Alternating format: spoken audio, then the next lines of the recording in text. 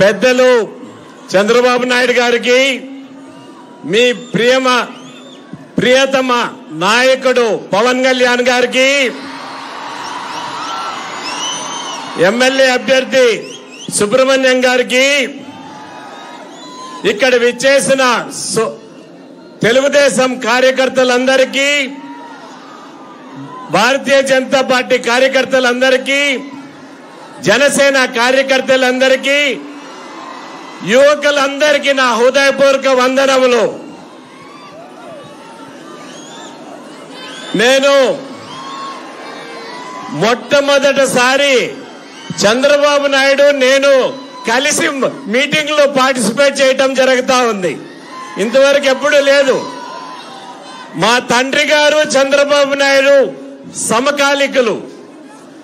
పవన్ కళ్యాణ్ గారు అన్న నేను కలిసి మీటింగుల్లో పార్టిసిపేట్ చేశాం. పవన్ కళ్యాణ్ గారితో కూడా ఈరోజు పార్టిసిపేట్ చేయటం చాలా సంతోషంగా ఉందనేది స్పష్టంగా తెలియజేస్తున్నాను. ఇల్లు అలగ్గానే పండగ కాదు. ఈ ఉత్సాహం మే 13వ తేదీ వరకు ఖచ్చితంగా తీసుకొని పోవాల్సిన అవసరం ఉన్నది. ఈ ఒక పక్క మోడీ గారి నాయకత్వంలో కేంద్రంలో, రాష్ట్రంలో చంద్రబాబు గారి నాయకత్వంలో ఖచ్చితంగా 2 ప్రభుత్వాలు రావాల్సిన అవసరం ఈ దేశానికి, ఈ రాష్ట్రానికి అవసరంగా మారిందనేది స్పష్టంగా తెలియజేస్తున్నాను. నేను కూడా ముఖ్యమంత్రిగా పనిచేశాను. పరిపాలన తెలిసిన వాడిని.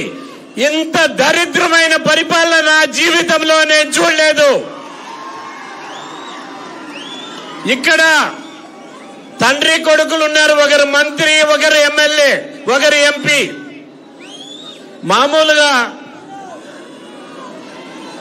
మామూలుగా వీరు ఎవరైనా ప్రజాప్రతినిధులు అయితే ప్రజలకు మేలు చేయాలి.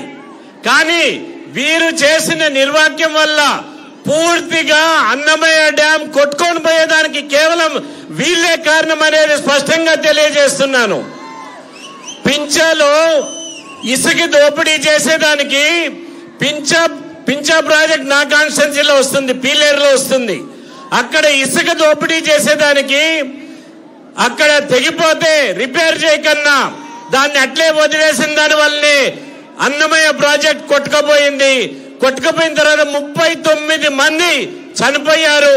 మూగ జీవులు, ఆవులు 2000 పైన చనిపోయాయి. కానీ ఇంతవరకు ప్రభుత్వం వారికి కాంపన్సేషన్ ఇవ్వలేదు. ఇటువంటి ప్రభుత్వం పేదల పట్ల పూర్తిగా వ్యతిరేకమైన ప్రభుత్వం మీకు అవసరమా అనేది మీరు ఆలోచన చేసుకోవాల్సిన అవసరం ఖచ్చితంగా ఉంది. ఉద్యోగాలన్నీ ఏమైపోయినాయి? యువకులు ఇంతమంది ఉన్నారు. డిఎస్సీలు పెడుతున్నారా? ఉద్యోగాలు ఇస్తున్నారా? ఒక్కసారి ఆలోచన చేసుకోవాలి. వీరు కేవలం మాఫియాగా తయారైపోయింది ప్రభుత్వం. ఇసుక దోపిడీ, గనుల దోపిడీ, అడవి దోపిడీ, లేక పూర్తిగా ల్యాండ్ మాఫియా. ఈ మాఫియాల్లో ఈ ఎంపీ, ఈ మంత్రులు వీళ్ళంతా చిక్కుకుపోయారనేది స్పష్టంగా తెలియజేయడం జరుగుతా ఉంది. మీకు పవర్ స్టార్ అని ఎట్లయ్యాడు తెలుసా?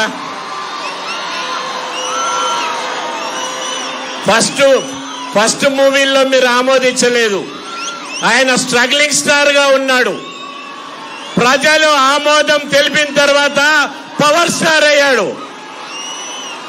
ఈ ఎలక్షన్ తర్వాత ఈ స్ట్రగ్లింగ్ స్టార్ పవర్ స్టార్ గా మీరు మార్చాల్సిన అవసరం ఖచ్చితంగా ఉన్నది అనేది స్పష్టంగా తెలియజేస్తున్నాను. చంద్రబాబు నాయుడు గారి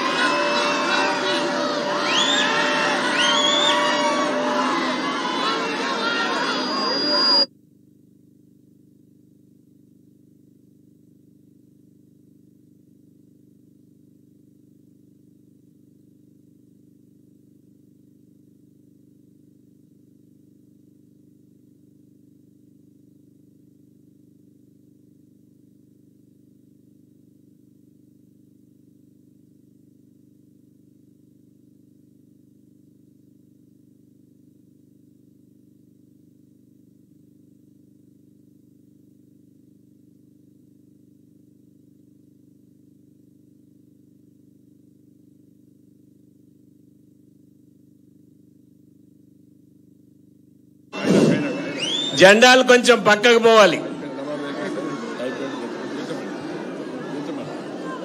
కొంచెం జెండాలు కిందికి తీసుకోండి. కనపడటం లేదు, వెనకాల వాళ్ళకి కనపడటం లేదు. పక్కకు పోండి, స్ప్రెడ్ అవుట్ కాండి. ఇక్కడి నుంచి మీకు ఒక కర్తవ్యం ఉన్నది. ప్రత్యేకంగా రాజంపేట పార్లమెంట్ సభ్యుడిని ఓడించే కర్తవ్యం మీ పైన ఉన్నది. 150 మంది పనికిరాని వాళ్ళను, స్మగ్లర్లను తీసుకొని పిఠాపురం పోయి పవన్ కళ్యాణ్ గారిని ఓడిస్తాడంట ఈ ఎంపీ. మీరు ఓడించేదాన్ని ఆయన్ని ఓడిస్తామా, పవన్ కళ్యాణ్ గారిని ఓడించేదానికి మనము చూస్తా ఊరుకుంటామా అనేది స్పష్టంగా తెలియజేయాలి. ఇక్కడ మిథున్ రెడ్డి గారిని చిత్తుగా ఓడిస్తేనే ఈ ప్రాంతం అభివృద్ధి చెందుతుందనేది స్పష్టంగా తెలియజేస్తున్నాను. లేనిపోని అపోహలు మైనారిటీస్ లో కలిగిస్తున్నారు. ఎటువంటిది ఉండదు. బీజేపీ పూర్తిగా మైనారిటీలకు అనుకూలంగా ఉంటుంది. సిఏఏ అనేది సిటిజన్స్ అమెండ్మెంట్ యాక్ట్ గాని, ఎన్ఆర్సీ గాని, నేషనల్ రిజిస్టర్ ఆఫ్ సర్టిఫికెట్ గాని ఎటువంటి భారతీయ ముస్లింకి సంబంధం లేదు. కేవలం పాకిస్తాన్ నుంచి బంగ్లాదేశ్ వచ్చిన ముస్లింలకి.